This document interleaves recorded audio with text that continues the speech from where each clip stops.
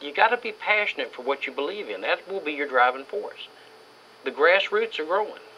Tonight on the program, I have someone, I guess we can say that he's grassroots. This is Gideon Hale. How you doing, Gideon? Doing very well. And it's good to meet you. You're from Appomattox. You work here in Lynchburg. I heard your wife Dana on WLNI, and you're organizing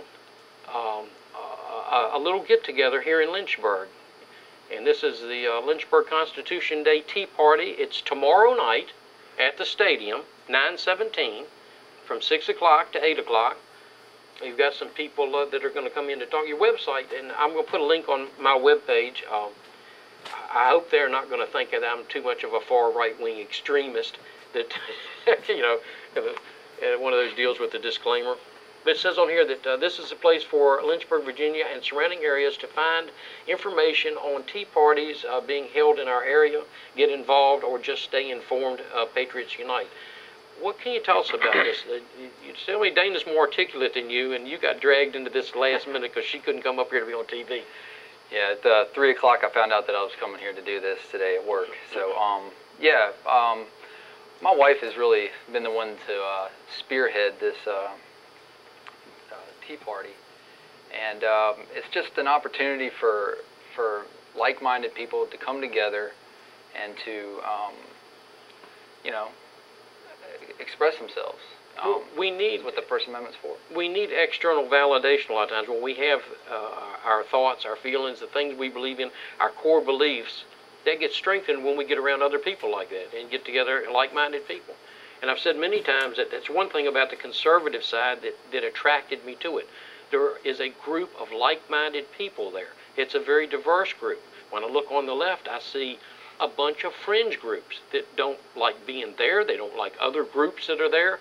But they get together in such numbers that they vote people in that shouldn't be voted in. This deal is, how many people do you think will show up? A couple million? Gosh, last night we heard through her correspondence with people at Liberty University, someone is trying to bring in 2,500 people to this, bus them in. Don't know about that. I think the last one that was in Lynchburg, right down the street here, we had about 1,000 people, 1,500 people, and it seems to me that it will probably be more than that. That's what I mean.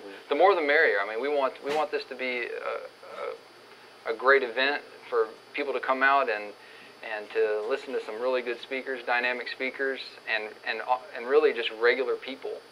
I know George Taylor's going to be there. You're going to have some music too to entertain people a little bit, and mostly just a way for a bunch of us to get together and know that we're not alone, and that there are a lot of us that feel the same way. This isn't necessarily a anti-Obama or a Republican versus Democrat thing. This is about being an American and standing up against big government. Mm-hmm. I believe in less government, more freedom, less taxes.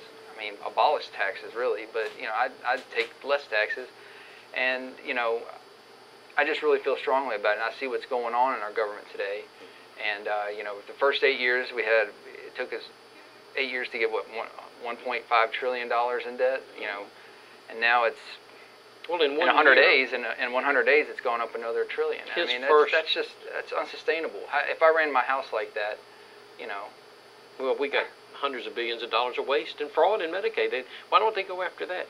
You're right. And if, by the way, 263 speeches by Obama in his first 231 days. So he's a busy guy. And he's taken a vacation a couple of times. He had a night out on the town. It's just mind-boggling. Did you watch the speech the other night, last Wednesday night? Isn't that odd? Because it was last night to us, but now this is going to be on next week. So we have to say last week. I was actually at church last night at a Boy Scout function, so I was not able to watch it. But I've heard enough about it today and read a couple of things about it. There was some truth at the speech. There was some truth.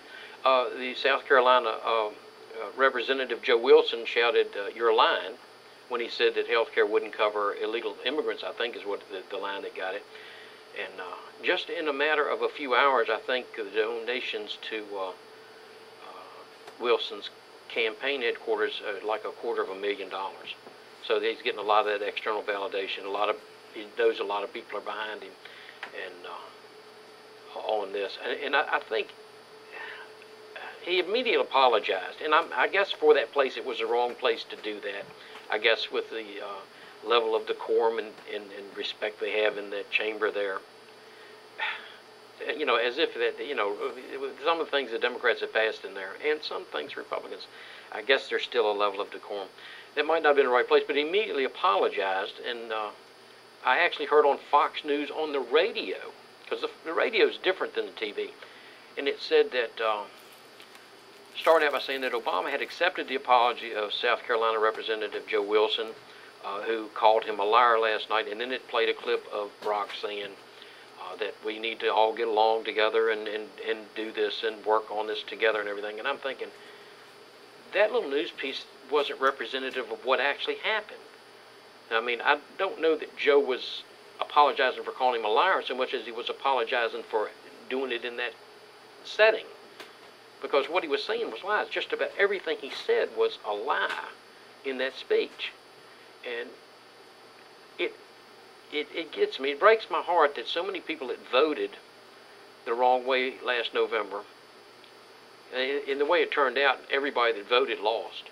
The ones that so they thought their side won, but everybody lost. But these people are so emotionally invested in this. After 8 years of Bush sucks, he's terrible, and stuff, then they wanted change. Well, it's got to be different. Well, he was a Republican, but we'll put Democrat in there and things will be different. It's definitely different now. It's something else that popped into my mind I meant to say, too. If there was hundreds of billions of dollars in fraud in Medicare and Medicaid, wouldn't the press have been beating that on Bush every day for 8 years? I mean, all of a sudden Bush is in there, we would have heard about it. Wouldn't have heard about it under Clinton.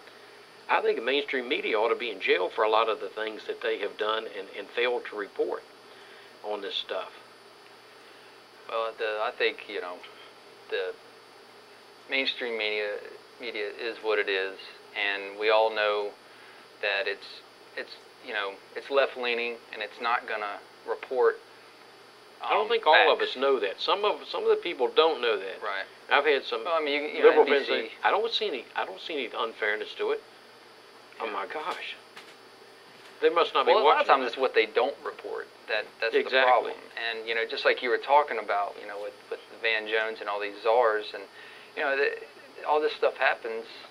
You know, it seems like, you know, and no one knows anything about it. I mean, and it's serious stuff. I mean, the guy was a self-avowed communist, for example, Van Jones. You know, and you know, had the cloture vote last night for Cass Sunstein. And, you know, all this stuff has just happened. It's just happened really fast. And, I mean, a lot of this stuff, you know, I've kind of gotten so burnt out on the health care discussion. Even it is important, don't get me wrong, but I always tend to think about it like this. You know, you see what's going on this hand, you know, but while this is going on, what's going on down here? Oh, absolutely. You know what I mean? Exactly what I told my mom the other day. I said, right now, the smoke and mirrors and everything is the hand to watch. As Van Jones is going, well, what's the other hand doing? I don't think that the White House put Van Jones in there and didn't know who he was. I don't think that they fell backwards into the White House. I'm certain George Soros is behind it. I've heard a little mention that he was, that this was the campaign they had for Kerry, that they did get in. They carried over. He spooks me real bad. He really scares me. And he made his money hurting America, short selling on our money. But I think that Van Jones was put in there as a diversion. I think they knew this would happen. I think this is what the plan was. And when you start looking at all this stuff, and I was telling